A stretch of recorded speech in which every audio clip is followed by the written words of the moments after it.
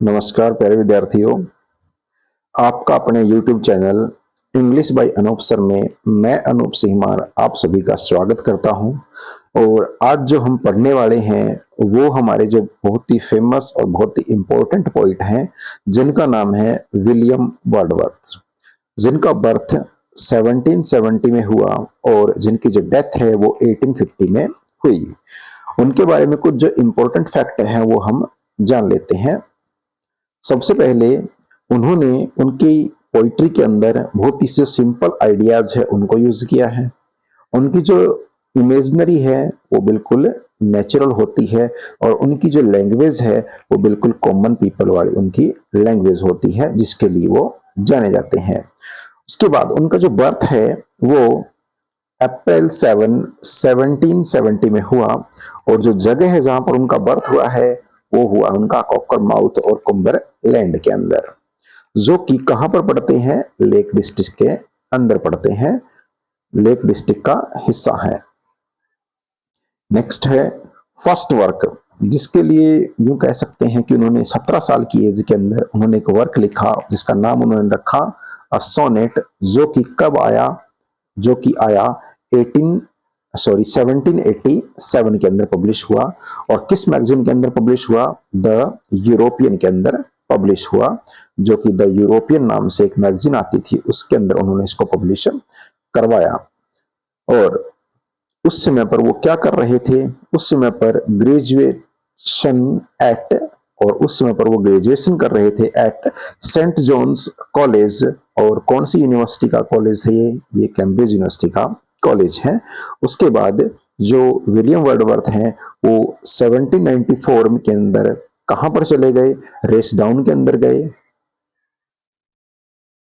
In 1794 he moved to Racedown Lodge with his sister Dorothy, where he met ST. Coleridge. और जहां पर उनकी मुलाकात किससे हुई, एस.टी. कॉलरेज से हुई। और उनकी मुलाकात कब हुई, 1795 के अंदर। और फिर उन्होंने उसके बाद दोनों ने एक बहुत ही इंपॉर्टेंट वर्क को लिखना स्टार्ट किया और वो वर्क था उनका लिरिकल बैले। और कहां पर लिखना शुरू किया, At the Alfoxden House, Wordsworth and Coleridge collaborate on the lyrical ballads। तो लिरिकल बैलेड के ऊपर उन्होंने जो एल्फॉक्सडन हाउस है वहां पर उन्होंने वर्क किया, दोनों ने लिखना स्टार्ट किया। और उसके बाद जब समय आया 1843, उस समय पर जो रॉबर्ट साउदी है उनकी डेथ हो गई। तो उसके बाद जो विलियम वर्डवर्थ है उनको क्या बना दिया गया, पोइट लॉरिएट बना दिया गया था। तो ये भी बहुत ही इंपॉर्टेंट फैक्ट है जिसको हमें याद रखना है। नेक्स्ट है he died in 1850 at the Grasmere churchyard. उनकी जो डेथ है वो 1850 में हुई और उनको कहाँ दफनाया गया, उनको दफनाया गया ग्रासमेयर चर्चयार्ड के अंदर, उनको दफनाया गया, बरीड किया गया। उसके बाद हम कह सकते हैं कि उनका जो पोइट्री कलेक्शन है, जो पोएम कलेक्शन है, कलेक्शन ऑफ पोएम्स है, वो आया डिस्क्रिप्टिव स्केचेस, बहुत ही अच्छा पोइट्री कलेक्शन है जो कि 1793 में आया। और ये किसके बारे में है, उनके एक वॉकिंग टूर के बारे में है, जो उनके वॉकिंग टूर को डिस्क्राइब करता है। एंड इवनिंग वॉक उनकी नेक्स्ट कोई पोएम आई जो कि बहुत ही अच्छी पोएम्स हैं। नेक्स्ट उन्होंने लिखा पोएम्स इन 2 वॉल्यूम्स इन 1807। उनकी जो पोएम्स इन 2 वॉल्यूम है जो कि 1807 के अंदर आई है। और जो विलियम वर्डवर्थ है उन्होंने एक पोएम लिखी द पीटर बेल, जो कि जो एस.टी. कॉलेज की पोएम है the rhyme of the ancient mariner. The rhyme of the ancient mariner जो पोएम है, जो कि लिरिकल बैले की फर्स्ट पोएम है, उसके रिप्लाई में विलियम वर्डवर्थ ने जो पोएम लिखी जिसका नाम क्या है, पीटर बेल है। ठीक है, नेक्स्ट चलते हैं good a guide through the district of the lakes, 1810 में उनका ये वर्क आया। उसके बाद विलियम वर्डवर्थ ने कुछ और वर्क लिखे हैं जो कि इस तरह से हैं। उनका एक वर्क आया द रिक्लूज, जो कि 1814 में आया। द पोएम इज अरेंज्ड, उसके अंदर उन्होंने कुछ पोएम्स को अरेंज किया। और ये जो पब्लिश किया उन्होंने, ये कुछ बुक्स के अंदर पब्लिश किया और टोटल इसके अंदर उन्होंने जो बुक्स रखी वो क्या रखी, 9 रखी, 9 बुक्स रखी जो कि इस तरह से हैं, पढ़ लेते हैं इनको एक बार। The wonders, the solitary, despondency, corrected, pastor, the churchyard among the mountains, churchyard among the mountains continued, the personage, discourage of the wanderer। ये इस तरीके से इनका एक वर्क था जिसको उन्होंने 9 बुक्स के अंदर, 9 पार्ट्स के अंदर डिफाइन किया था, 9 पार्ट के अंदर डिवाइड किया था। उसके बाद उनका एक बहुत ही अच्छा वर्क आया जिसका नाम है लडोमिया, जो कि 1850 में आया। एक नरेटिव पोइम है, लॉन्ग पोइम जिसको नरेटिव पोइम कह सकते हैं हम, वो उनकी लडोमिया है। नेक्स्ट जो उनका वर्क आया है वो है the White Doe of Rylstone और the fate of the Norton in 1815। ये इनका जो वर्क है वो 1815 में आया। द पीटर बेल जो उनका वर्क है, Peter Bell a tale in verse, जो पीटर बेल उनका वर्क है वो एक टेल इन वर्स उसका सबटाइटल है जो कि 1819 में आया है। नेक्स्ट जो उनका वर्क है बेंजामिन द वैगनर 1819, जो उन्होंने लिखा एक वर्क जिसका नाम है बेंजामिन द वैगनर, जो कि 1819 में आया है, जिसको उन्होंने जो चार्ल्स लैम्ब है उनको डेडिकेट किया है। तो चार्ल्स लैम्ब है वो एक बहुत ही फेमस एसेइस्ट हैं, पोइट भी हैं, जो कि रोमांटिक एज से ही बिलोंग करते हैं। Next prose work of William Wordsworth. William Wordsworth ने कुछ प्रोज वर्क भी लिखे थे और उनमें से कुछ प्रोज वर्क यहां पर हैं। प्रोज वर्क 1896, यानी कि तब तक विलियम वर्डवर्थ इस दुनिया में नहीं थे, ये तब पब्लिश हुए। उन्होंने कुछ लिखा था। लिटरेरी क्रिटिसिज्म, जो विलियम वर्डवर्थ ने कुछ लिटरेरी क्रिटिसिज्म किए उनको कलेक्ट किया गया और उसके बाद उनको 1966 में पब्लिश कराया गया। Letter of Dorothy and William Wordsworth 1967 में पब्लिश हुए। लेटर ऑफ वर्डवर्थ फैमिली 1969 में पब्लिश हुए। प्रोज वर्क कुछ और अदर प्रोज वर्क बचते हैं जिनको उन्होंने मतलब उन्होंने तो नहीं, किसी और ने 1974 में उनको पब्लिश करवाया गया। नेक्स्ट वन है ode to duty inspired by hymn to adversity by Thomas Gray. उन्होंने एक वर्क लिखा ओड टू ड्यूटी, बहुत ही फेमस उनका वर्क है, जो कि उन्होंने थॉमस ग्रे से इंस्पायर होकर के लिखा। और जो थॉमस ग्रे है उनका जो वर्क है हिम टू एडवर्सिटी, इससे उन्होंने ये इंस्पायर होकर के वर्क लिखा है। नेक्स्ट जो उनका वर्क है वो है the love letter of William and Mary Wordsworth 1981। जो नेक्स्ट वर्क है उनका, जो मैरी उनकी वाइफ है और जो विलियम वर्डवर्थ है, उन दोनों के जो लव लेटर्स हैं उनको पब्लिश करवाया गया 1981 में। एसे अपॉन एपिटाफ 1810, उन्होंने एक और वर्क उनका है जो कि एसे अपॉन एपिटाफ, जो कि 1810 के अंदर आया है। नेक्स्ट ये जो मोस्ट इंपॉर्टेंट उनका वर्क अब आ गया है वो है, क्या है उनका वर्क है, उसका नाम है लिरिकल बैलेड्स। उसके अंदर उन्होंने कुछ पोएम्स लिखी हैं। वो पोएम्स कुछ इस तरह के से हैं। Similarly, we are 7 lines written in early spring, expostulations and reply, table turn, the thorn, Tintern Abbey. जो टिंटन एबे है ये लिरिकल बैलेड की लास्ट पोएम थी और जो लिरिकल बैले है वो 1798 में आया था। और 1798 में जब इसका फर्स्ट एडिशन आया तो उस समय पर उसके ऊपर किसी का भी नाम नहीं था, क्योंकि ये कोलैबोरेशन वर्क था एसटी कॉलेज और विलियम वर्डवर्थ का, लेकिन दोनों ने ही अपना जो नाम है उसके ऊपर नहीं प्रिंट करवाया था।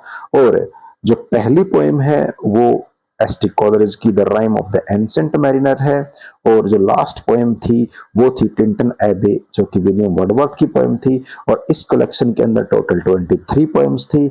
उनमें से जो 4 पोएम है वो एसटी कॉलेज ने लिखी थी और जो 90 पोएम है वो किसने लिखी थी? वो लिखी थी विलियम वर्डवर्थ ने। यानी कि 4 पोएम तो लिखी थी एस टी कॉलरिज ने और जो 90 पोएम थी वो लिखी थी विलियम वर्डवर्थ ने। तो टोटल इसके अंदर कितनी पोएम थी? टोटल इसके अंदर 23 पोएम थी।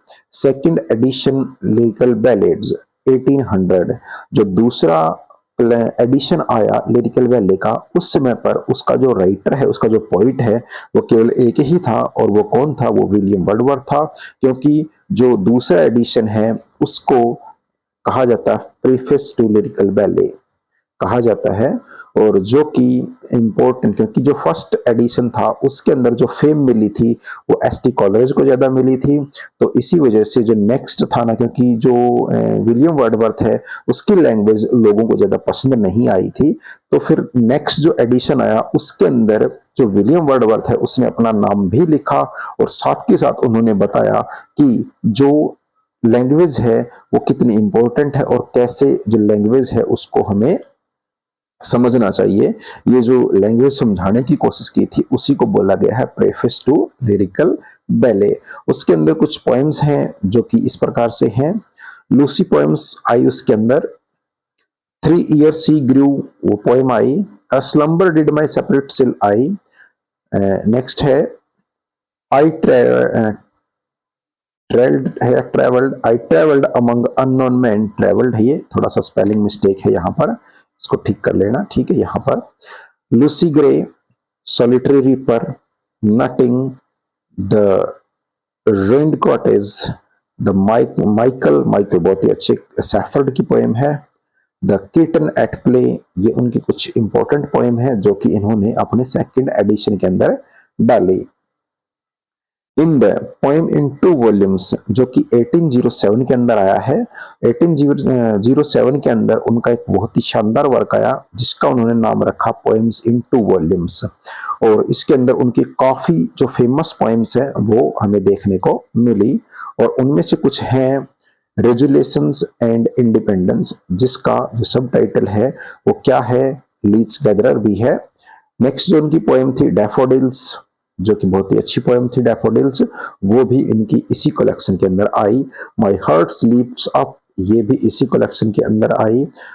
ओड इंटीमेशन ऑफ इमॉर्टलिटी, तो उनकी जो खास पोएम है ये भी उसी के अंदर आई। ओड ऑन ड्यूटी, ये भी इसी के अंदर आई।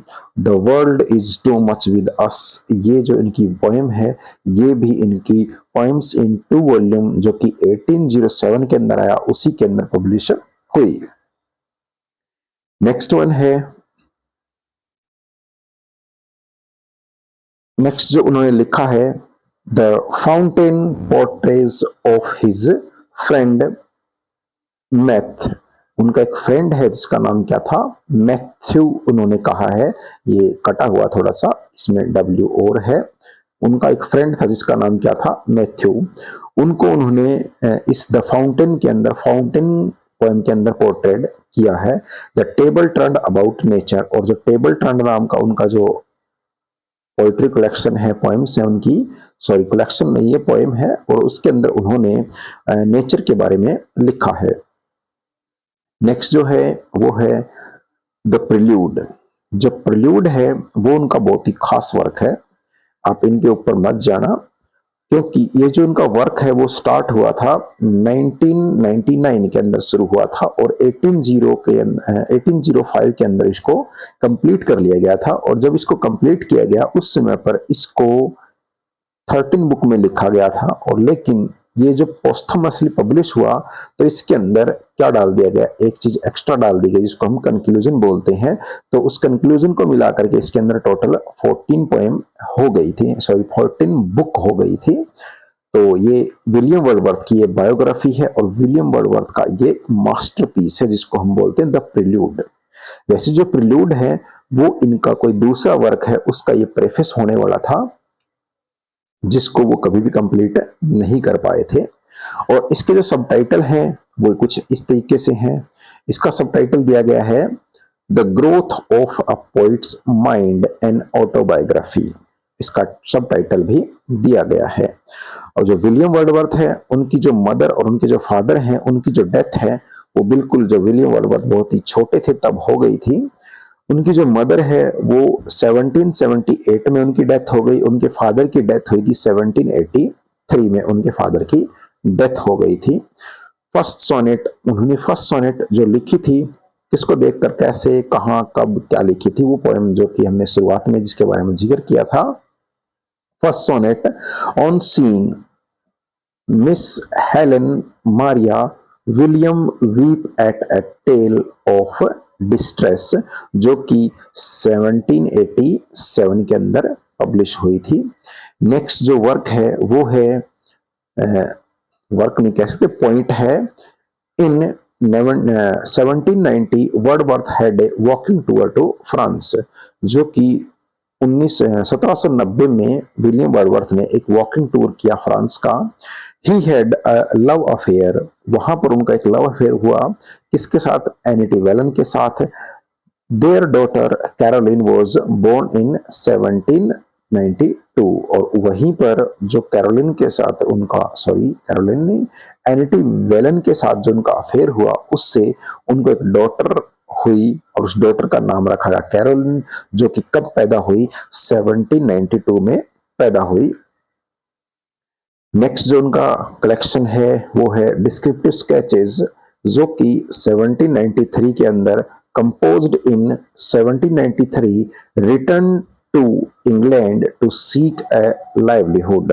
उन्होंने जब इंग्लैंड में वापसी की खुद की, और उसके बाद उन्होंने आजीवन चलाने के लिए, जीवन चलाने के लिए कुछ जब लिखना स्टार्ट किया तो उन्होंने ये वर्क लिखा। रॉबर्ट साउदी डाइड इन 1843, और जब रॉबर्ट साउदी की डेथ हुई थी तो उस समय पर उनको क्या बना दिया गया था, विलियम वर्डवर्थ को पोइट लॉरिएट बना दिया गया था। किसकी डेथ के बाद, रॉबर्ट साउदी की डेथ के बाद, और रॉबर्ट साउदी की डेथ कब हुई थी, 1843, और उसी समय पर विलियम वर्डवर्थ को पोइट लॉरिएट बना दिया गया था। नेक्स्ट है लोडोमिया, उनकी एक नैरेटिव पोइम है जो कि 1814 में कंपोज की गई थी और 1815 में पब्लिश हुई थी। बहुत ही अच्छी पोएम है ये। पील कासल, पील कासल उन्होंने एक पोएम लिखी है, ये रही पील कासल, जो कि एलेजिकल स्टेंजा में उन्होंने लिखा है इसको, a picture of peel castle. और उन्होंने क्या देख करके लिखा था, एक पिक्चर देखी उन्होंने पील कासल की, और जो पिक्चर उन्होंने पेंटिंग के अंदर देखी थी, और पेंटिंग जो बनाने वाला व्यक्ति था उसका नाम था जॉर्ज ब्यूमा, और जॉर्ज ब्यूमा की पेंटिंग को देखकर उन्होंने ये वर्क लिखा था।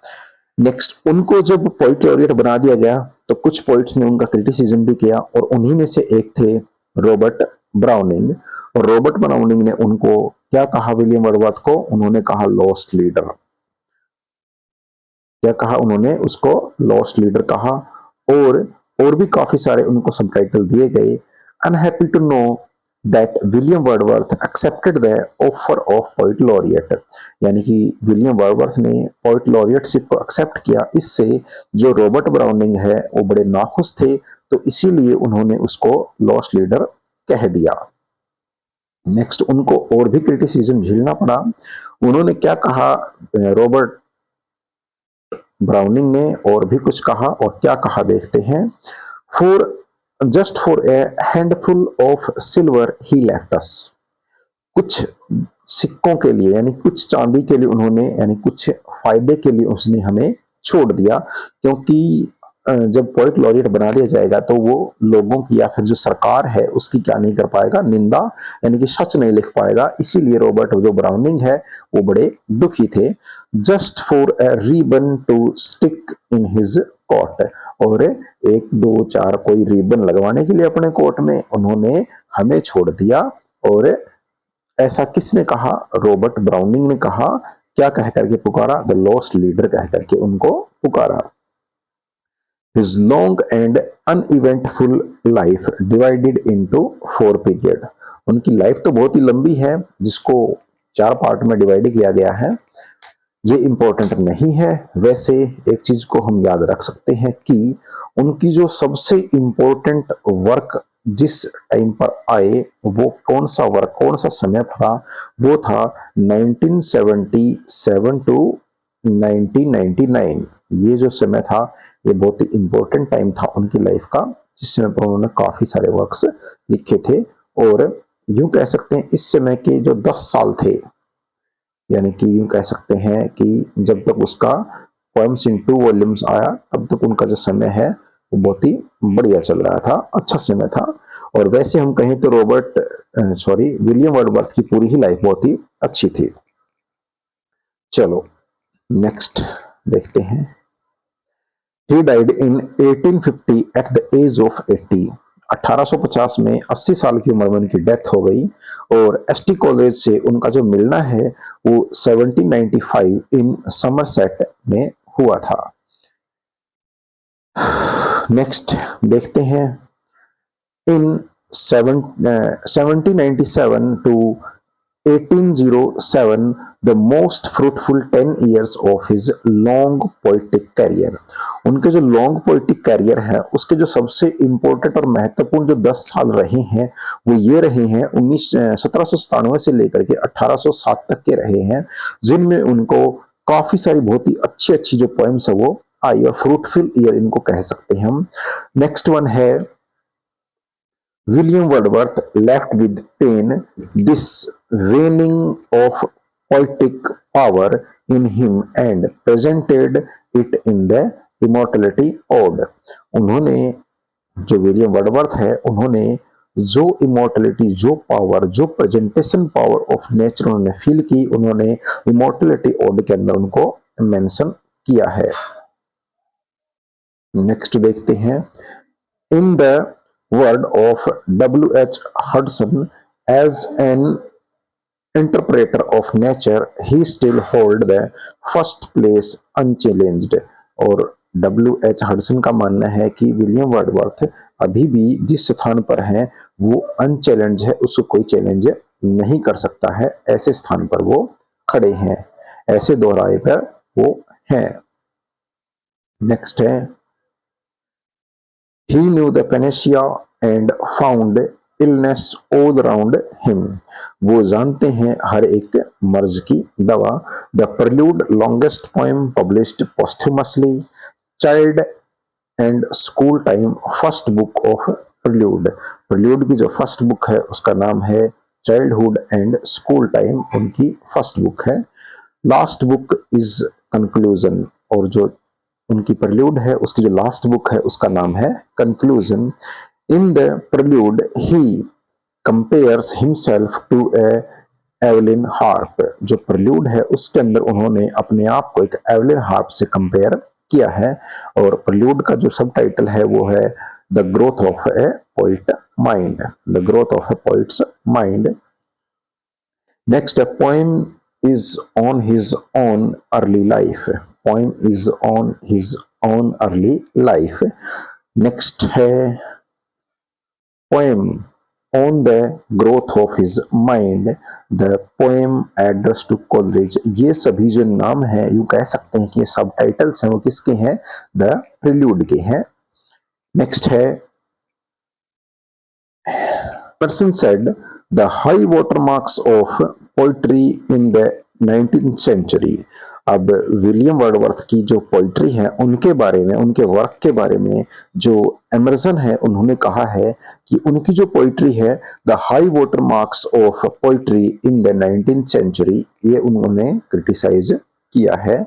नेक्स्ट जो उनका वर्क है the Home at Grasmere is the first book of the recluse.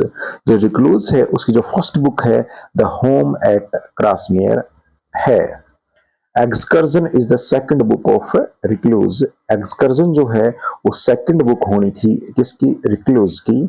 The third is incomplete, और जो तीसरी जो बुक है रिक्लूज की वो क्या रही, इनकम्प्लीट रही, और इसीलिए द रिक्लूज को उनका इनकम्प्लीट वर्क माना जाता है।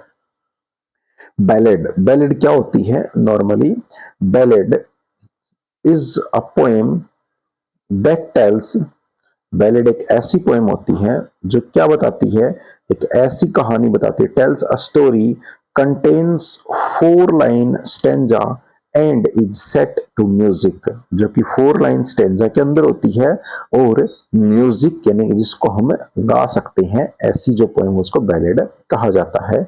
A conversation between an adult and a little girl, एक विलियम वर्डवर्थ की पोएम है जिसके अंदर विलियम वर्डवर्थ ने एक छोटी लड़की और एक बड़े के बीच में जो कन्वर्सेशन है उसका शो किया है और उस पोएम का नाम है वी आर 7। नेक्स्ट वन है जो उनकी एक पोएम है टिंटन एबे, वो एक टोपोग्राफिकल पोएम है। टोपोग्राफिकल पोएम होती है जिसके अंदर किसी भी जगह का, स्थान का, बिल्डिंग का जब वर्णन किया जाए तो उस पोएम को बोलते हैं टोपोग्राफिकल पोएम। तो ऐसी जो पोएम है वो कौन सी है, वो है टिंटन एबे। नेक्स्ट जो पोएम है उनकी, नेक्स्ट जो उनका पॉइंट है उनसे रिलेटेड, सॉर्डेड बून। सॉर्डेड बून है he calls this materialistic state, क्योंकि जो इस वर्ल्ड के अंदर जो मेटेरियलिस्टिक स्टेट है उसको उन्होंने सॉर्डेड बून कहा है। अब बून का मतलब होता है वरदान और सॉर्डेड का मतलब होता है अभिशाप। तो दोनों को एक साथ उन्होंने कह करके यहाँ पर जो एक फिगर ऑफ स्पीच उसको यूज किया है जिसको शायद ऑक्सीमोरन कहते हैं। I wandered lonely as a cloud, I wandered lonely as a cloud, ये जो उनका सबटाइटल है वो है डैफोडिल्स का, और ये इनकी ओपनिंग लाइन भी है। डैफोडिल जो उनकी पोएम है जो कि 1807 के अंदर द पोएम्स इन 2 वॉल्यूम के अंदर पब्लिश हुई थी। नेक्स्ट जो उनका वर्क है, नेक्स्ट जो है वो है on that best portion of a good man's life, his little nameless unremembered act of kindness and of love. These line from line composed a few miles above Tintern Abbey. Tintern Abbey की ये line ली गई है।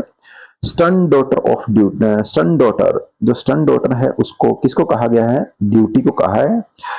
Next है our birth is but a sleep and A forgetting, जो हमारी जो जन्म है हमारा वो किसके लिए हुआ हो, कैसे हुआ है।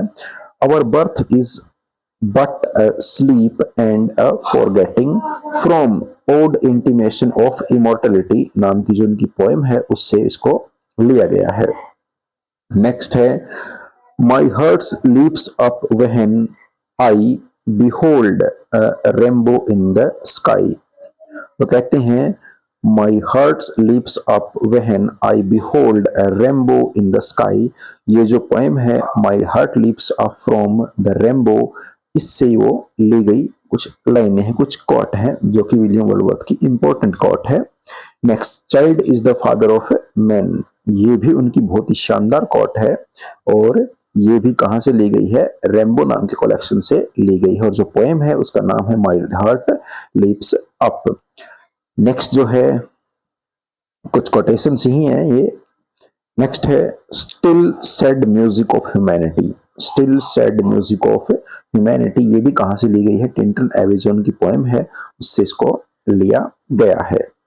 नेक्स्ट है one impulse from a वर्नल would may teach you more of men of moral evil and of good than all the sages can। ये जो टेबल टर्न नाम की इनकी जो पोएम है जो कि लिरिकल बैलेड का पार्ट रही है, उस पोएम की कुछ लाइनें आपके सामने है। Earth has not anything to show more fair, जो धरती है उसके पास इससे अच्छी शो करने की कोई और वस्तु नहीं है। और ये जो उनकी पोएम है जिसका नाम है कंपोज्ड अपॉन वेस्टमिनिस्टर ब्रिज, यानी कि जो पोएम है उसका नाम है कंपोज्ड अपॉन वेस्टमिनिस्टर ब्रिज, यानी कि पोएम है बहुत ही अच्छी पोएम है जिसके अंदर उन्होंने ब्रिज को क्या किया है, मॉडिफाई किया, उसकी कुछ सुंदरता का वर्णन किया है। Fill your paper with the breath of your heart, ये उन्होंने जब मैरी को एक लेटर लिखा था उसके अंदर उन्होंने कहा था, क्या कहा था, fill your paper with the breath of your heart, a letter he wrote to his wife on 29 April 1812। जब उन्होंने उनकी वाइफ को पत्र लिखा तो उसमें अंदर ये इन्होंने लिखा था, मेंशन किया था। जो द लूसी पोएम है वो 5 पोएम का कलेक्शन है, जिसके अंदर 5 जो पोएम्स हैं उनको लिया गया है और उन 5 पोएम को भी देखेंगे आगे कौन-कौन सी वो 5 पोएम्स हैं। William Wordsworth poetry is the reality, his philosophy is the illusion, ऐसा मैथ्यू अर्नोल्ड ने कहा है। क्या कहा मैथ्यू अर्नोल्ड ने उनकी पोएट्री के बारे में कि जो मैथ्यू अर्नोल्ड है उन्होंने कहा है कि विलियम वर्डवर्थ की जो पोएट्री है वो तो रियलिटी है, लेकिन उनकी जो फिलॉसफी है वो बिल्कुल भ्रम है, इल्यूजन है, ऐसा विलियम वर्डवर्थ के बारे में मैथ्यू अर्नोल्ड ने कहा है। वेयर डिड वर्डवर्थ डाई, वर्डवर्थ की डेथ कहाँ हुई थी? राइडल माउंट इंग्लैंड के अंदर हुई थी। लंदन 1802, लंदन 1802 है जो, वो जो पोएम है, वो जो सोनेट है, वो किसके बारे में लिखी गई है? वो लिखी गई है मिल्टन के बारे में। और इसका जो टाइटल है, दूसरा टाइटल हम कह सकते हैं, वो है to Milton. William Wordsworth is called giant of English poetry by JC Renshaw. जो जेसी रेंशो है उन्होंने विलियम वर्डवर्थ को जायंट ऑफ इंग्लिश पोइट्री कहा है। नेक्स्ट है Grasmere journal is written by Dorothy, Dorothy ने एक जर्नल को लिखा, उस जर्नल को पब्लिश किया, उसको एडिट किया और उस जर्नल का नाम है Grasmere journal. William वर्डवर्थ road 523 sonnets, अपने लाइफ टाइम में विलियम वर्डवर्थ ने कंप्लीट 223 पोएम्स को, सॉरी 223 नहीं 523 पोएम्स को लिखा था, 523 पोएम्स को लिखा। Excursion 1814 written in 9 books criticised by Hazlitt, excursion को किसने क्रिटिसाइज किया? विलियम हैजलिट ने क्रिटिसाइज किया। The prelude 1850 is 14 book, prelude का हमें पता है जो पोस्ट्यूमसली पब्लिश हुई है, जिसके अंदर ओरिजिनली 13 बुक्स हैं, लेकिन जब इसको पब्लिश करवाया गया तो इसका कंक्लूजन डाल दिया गया था और उसके बाद इसके अंदर टोटल 14 बुक हो गई थी। The preface is called manifesto of romanticism, और जो प्रेफेस टू लिरिकल बैले है उसको कहा गया है, क्या कहा? Manifesto of romanticism. In 1779 he was sent to school in Hawkshead, Hawkshead grammar school, Hawkshead grammar school के अंदर उसको भेजा गया था विलियम वर्डवर्थ को। Inspired by William Taylor his teacher, उनका एक विलियम टेलर नाम का एक टीचर था, क्या नाम था उनके टीचर का? विलियम टेलर उनके टीचर का नाम था। His teacher to write poetry, और उन्हीं से इंस्पायर होकर के विलियम वर्डवर्थ ने पोइट्री लिखना शुरू किया था। उनका एकमात्र उन्होंने जो प्ले लिखा था उसका नाम था द बॉर्डर्स। क्या प्ले का नाम लिखा था? द बॉर्डर्स उनका एकमात्र प्ले था, जो कि ब्लैंक वर्स में लिखा गया था, और ब्लैंक वर्स में लिखी गई एक ट्रेजेडी थी जो कि हेनरी थर्ड के बारे में लिखी गई थी, जो कि 1795 टू 1797 तक लिखी गई थी। ये उनकी ट्रेजेडी थी। ये थे हमारे विलियम वर्डवर्थ, जिन्होंने एसटी कॉलेज के साथ मिलकर के रोमांटिक एज को लॉन्च किया था। 1798 में उन्होंने किसको लॉन्च किया था? रोमांटिक एज को लॉन्च किया था।